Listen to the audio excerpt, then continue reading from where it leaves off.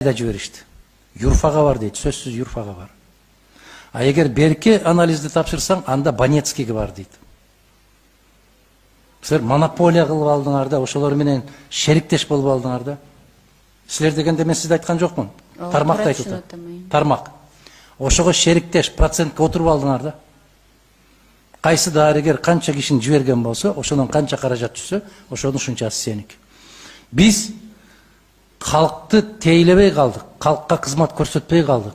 Халыкка тек гана ошо каражатына жараша мамиле жасап калдык да. Тилекке каршы саламат сактоо тармагы ушул. Бирок могул жердеги айтылган сөз ой пикирлердин бүтүндөй баары күндө какшап аткан ошол биздин шайлоочулардын моңу зары. Бир анализ тапшыр деп ошол Банецкийге жиберет, же ошол Юрфага жиберет 3800, 3,5 миң сом. Ким тапшырат айланай? Мына бүгүн сиздин кесиптештериңиз кулакка кагып атат.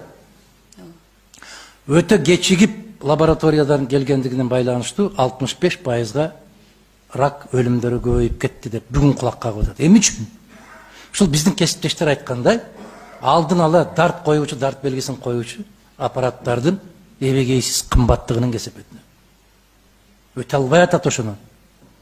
Ал эмес орто деген, кызматкер деген азаматтар дагы бир жылда бир чекап жасай албайт, жасата албайт. Ал аябай чоң акча.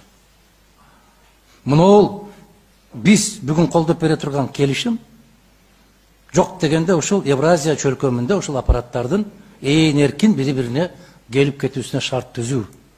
Мына ошолорду качан түзөбүз, кай жерде канча деген планыңар барбы деп экинчи, үчүнчү жыйында отурабыз. Кийин жооп берейин, жазуу жүзүндө жооп берейин, тактап айтып коеюн деп келбей коет. Ошондон улам нааразычылык пайда болуп атат.